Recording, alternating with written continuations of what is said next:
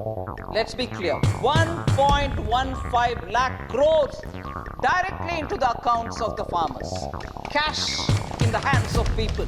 बीते वर्षों में भ्रष्टाचार मुक्त इकोसिस्टम बनाने की दिशा में बेनामी संपत्ति अधिनियम को नोटिफाई किया गया है। केंद्रीय वित्त मंत्री निर्मला सीतारमण बजट 2023-24 पेश कर चुकी है। इस बजट में महिलाओं, युवाओं और वरिष्ठ नागरिकों के लिए कई ऐलान किए गए हैं और इस बजट से किसके जेब पर कितना असर पड़ेगा, आइए जानते हैं विस्तार से इस खबर में। नमस्कार, मैं अंजलि पांडे और आप देख रहे हैं समाचार इंडिया। बजट में हम खास तौर पर ध्यान देंगे कि इस बजट से आम आदमी के जीवन पर कितना असर पड़ा है और किन किन क्षेत्रों में निवेश के द्वार खुले हैं और कौन कौन सी नई योजनाएं बनाई गई हैं जिससे आम जनता को राहत की सांस मिलेगी। पहले बात कर लेते हैं कि कहां पर लोगों को राहत की सांस मिली है इस बजट से। केंद्रीय वित्त मंत्री निर्मला सीतारमण ने टैक्स में बड़े बदलाव का ऐलान कर दिया है। वित्त मंत्री ने राहत देते हुए ऐलान किया कि 7 लाख तक सालाना कमाई तक कोई टैक्स नहीं देना होगा। आपको बता दें कि पहले यह सीमा 5 लाख की थी और 3 करोड़ रुपए के टर्नओवर वाले माइक्रो उद्योग को कर में छूट होगी। इस बजट के बाद जो लोग मोबाइल और टीवी खरीदना चाहते हैं उनके लिए भी खुशखबरी है, क्योंकि निर्मला सीतारमण ने कहा कि मोबाइल और टीवी के दाम भी सस्ते होंगे।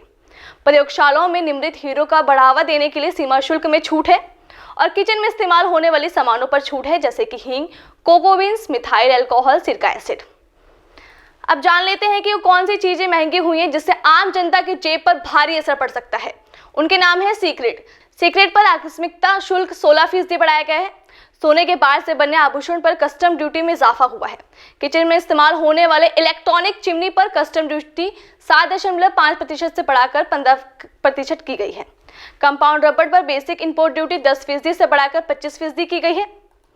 निर्मला सीतारमण ने अपने बजट पर महिलाओं, युवाओं और वरिष्ठ नागरिकों के लिए भी योजनाएं बनाई हैं। क्या है वो योजनाएं, उस पर भी बात करते हैं। पहले जानते हैं कि इस बजट में युवाओं के लिए कौन से बड़े ऐलान किए गए हैं। केंद्रीय वित्त मंत्री निर्मला सीतारमण ने कहा कि प्रधानमंत्री कौशल विकास योजना 4.0 की शुरुआत की जाएगी। युवाओं को अंतर्राष्ट्रीय अवसरों के लिए कुशल बनाने के लिए विभिन्न राज्यों में 30 स्किल इंडिया इंटरनेशनल सेंटर स्थापित किए जाएंगे।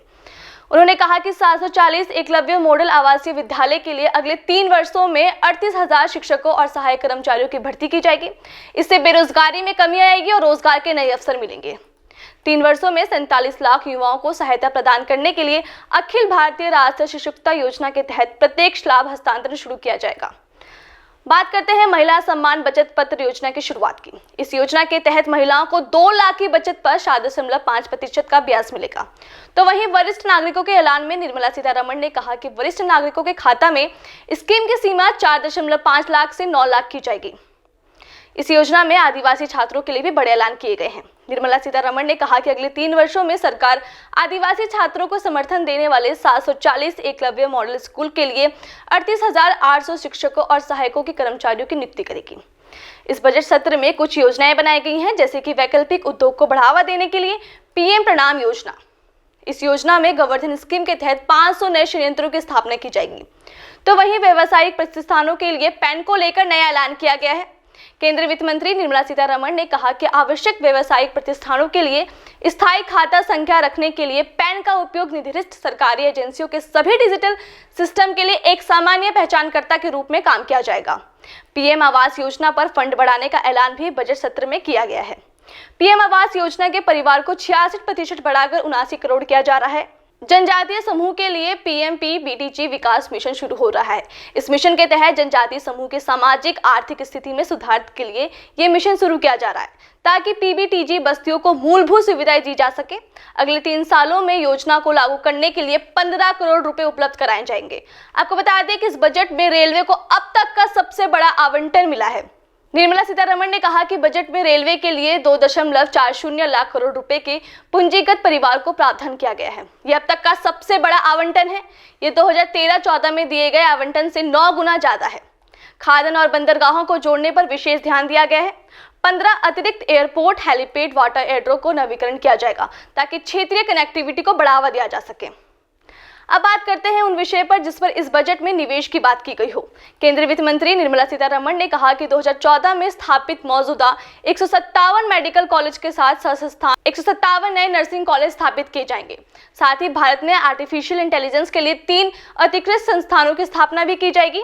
ये 3 अलग अलग प्रमुख संस्थानों पर स्थापित होंगे। कृषि, स्वास्थ्य और शहरी विकास के लिए यहाँ आर्टिफिशियल इंटेलिजेंस पर काम होगा। और आपको बता दें कि राजकोषीय घाटा सकल घरेलू उत्पाद का 5.9% रहने का अनुमान है। देश ने अपना बजट तय कर दिया है। इस बजट से आपका क्या बजट तय होता है वो हमें कमेंट करके जरूर बताइए, और इस खबर पर आपकी क्या राय है वो भी कमेंट करिए। और देश दुनिया के तमाम खबरों को देखने के लिए जुड़े रहिए